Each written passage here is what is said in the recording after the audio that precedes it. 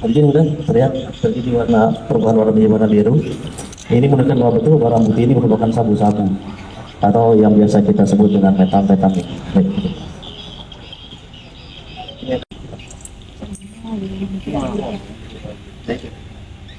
Untuk BB yang ketiga positif sabu-sabu atau metamfetamin dulu.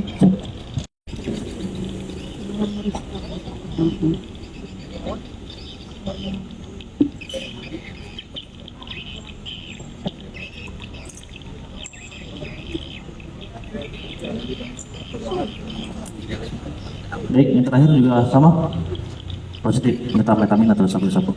Baik, mohon izin, memang telah kami periksa sebelumnya dan memang layak untuk dilakukan pemeriksaan terawat. Terima kasih. Wassalamualaikum warahmatullahi wabarakatuh. Satu. Sekali lagi komandan, mohon izin. 3, 2, 1.